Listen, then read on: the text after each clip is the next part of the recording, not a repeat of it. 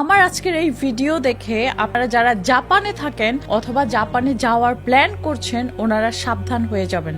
ইসে সিগাওয়া নামে একটা ছেলে আর্লি 1950s সে একদিন রাতে একটা স্বপ্ন দেখেছিল যে তাকে আর তার ছোট ভাইকে কেউ গরম পানিতে জীবন্ত ফুটাচ্ছে খাওয়ার জন্য।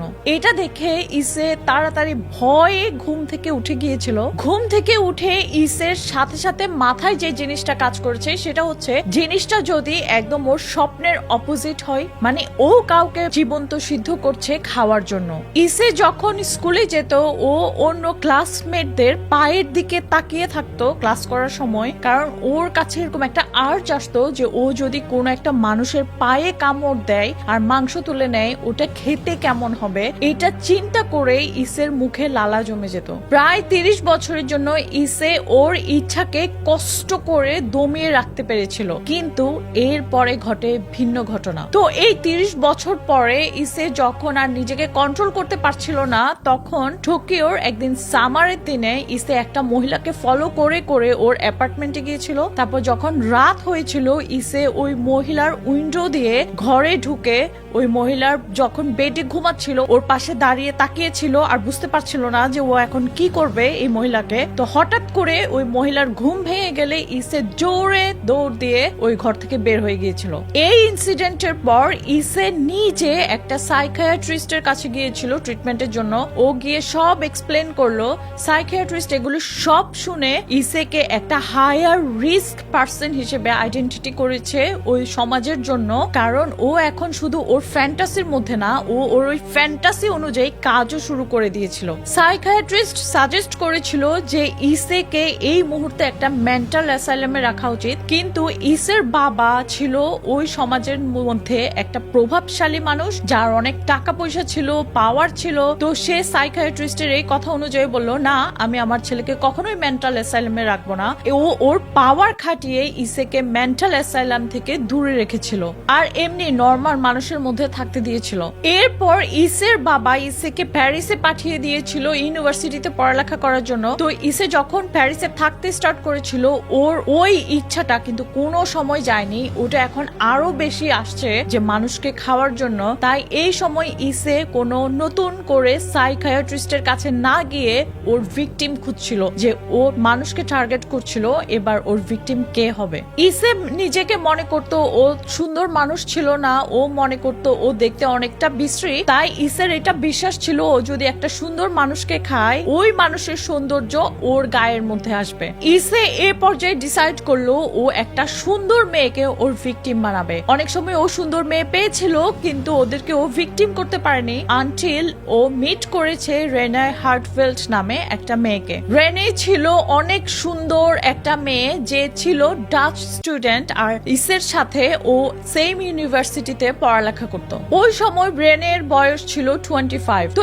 ইসে একদিন ওর বাবাকে জিজ্ঞাসা করেছিল যেন ওর বাবা ওকে কিছু পয়সা দেয় আর ওই পয়সা দিয়ে ও রেনেকে হায়ার করবে যেন ওর পড়ালেখায় একটু হেল্প করে, যদিও ওরা ক্লাসমেট ছিল। অনেকটা ওরকম আমরা যেরকম গ্রুপ স্টাডি করি আর আমাদের ক্লাসমেটরা আমাদেরকে হেল্প করে পড়ালেখার জন্য, সেই টাইপের। ইসে রেনেকে হায়ার করেছিল as a private tutor, okay say help করতো। তো এই সময় ওদের বন্ধুত্ব হয়, একদম ওদের ফ্রেন্ডশিপও ভালো হয়। তো একদিন ইসে রেনেকে বলেছিল, আচ্ছা তুমি কি আমার বাসায় আসতে পারবে, আমার আরো কিছু জানার আছে, আমার আরো কিছু পড়ালেখার জিনিস আছে যেগুলো তুমি আমার বাসায় এসে আমাকে হেল্প করলে ভালো হয়। তো একদিন রেনে ইসের বাসায় এসেছিল আর ও এমন ভাবে বসেছিল যে রেনে সোফায় বসেছিল।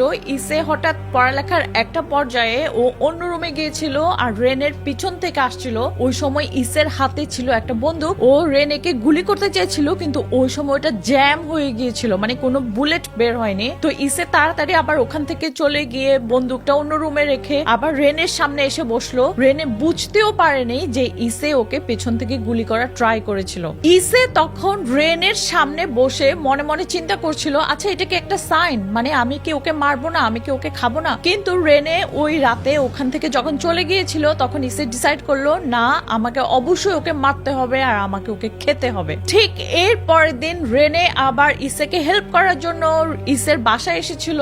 তো ওই সময় ইসে আবার রেনের পেছন থেকে ওকে গুলি করেছিল, আর এবার বন্দুকটা জ্যামও হয়নি, বুলেট বের হয়েছে, রেনের সাথে সাথে মারা গিয়েছে। রেনে মারা যাওয়ার পর অল্প কিছুক্ষণের জন্য ইসের একটা রিগ্রেট ছিল যে আমি কেন ওকে মেরে ফেললাম, কিন্তু এরপর সাথে সাথে ও বলল নিজেকে, আমি এত বছর ওয়েট করেছি এই মুহূর্তের জন্য, তাই আমি এখন এরকম করা ঠিক হবে না। ইসে তাড়াতাড়ি রেনের থেকে কামড় দিয়ে মাংস খাওয়ার ট্রাই করেছিল, কিন্তু ও পারেনি। এরপর ও ঘর থেকে বের হয়ে রেনেকে কাটার জন্য যা যা জিনিস দরকার এগুলো সব কিনে এনে ও আস্তে আস্তে রেনের গায়ে থেকে মাংস খুলতে লাগলো।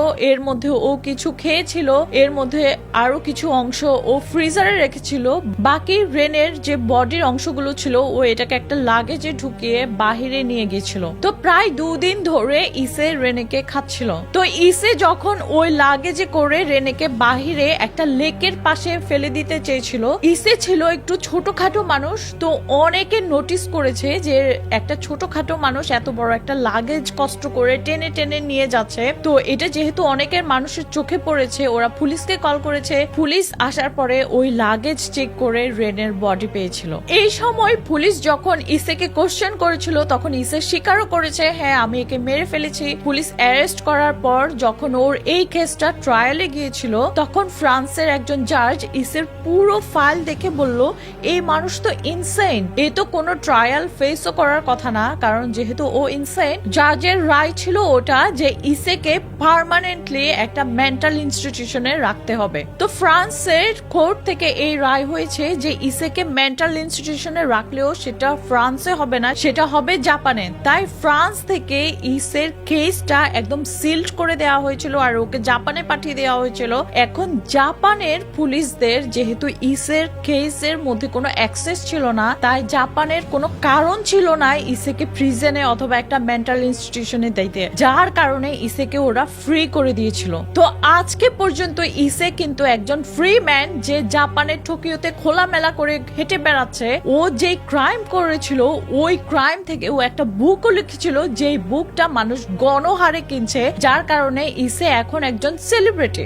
ইসে খোলামেলা করে এটাও বলেছে ও মারা যাওয়ার আগ পর্যন্ত ও আরেকজন ভিকটিম খুঁজবে, আরেকজন মানুষকে ও খাবে, কারণ একজন মানুষকে খাওয়া ওর জন্য এনাফ ছিল না। ইসের ওই বুক লেখার কারণে ওর অনেক ফলোয়ারও হয়েছে, যারা ওকে ফলো করে ওরা মনে করে ইসে মারা যাওয়ার আগ পর্যন্ত যদি এই কাজটা করতে না পারে, ইসের হয়ে ওদের ওই ফলোয়ারদের কয়েকজন এই কাজ করবে, মানে ওরা অন্য সুন্দর কোনো মেয়েকে মারবে আর খাবে ইসের হয়ে। তাই আপনারা যারা জাপানে থাকেন অথবা জাপানে যাওয়ার প্ল্যান করছেন খুবই সাবধানে থাকবেন, স্পেশালি আপনি যদি কোনো সুন্দর মেয়ে হয়ে থাকেন। তো এটাই ছিল আমার আজকের গল্প, খুবই ইন্টারেস্টিং আর ভয়ঙ্কর। চিন্তা করতেই অবাক লাগে যে মানুষটা অন্য মানুষকে খাওয়ার প্ল্যান করছে, ও এটা খোলামেলা করে বলছে, আর ওই মানুষ এত ফ্রিলিতে হাঁটতে পেরেছিল। তো গল্পটা ভালো লাগলে অবশ্যই শেয়ার করবেন মানুষকে সতর্ক করার জন্য। আমাদের দুনিয়াতে হয়তোবা এরকম আরো অনেক মানুষ আছে। আমার পেজে নতুন হলে পেজটা লাইক এন্ড ফলো করবেন। আমার একটা ইউটিউব চ্যানেল আছে যার নাম হচ্ছে স্বপ্নম ব্লগস।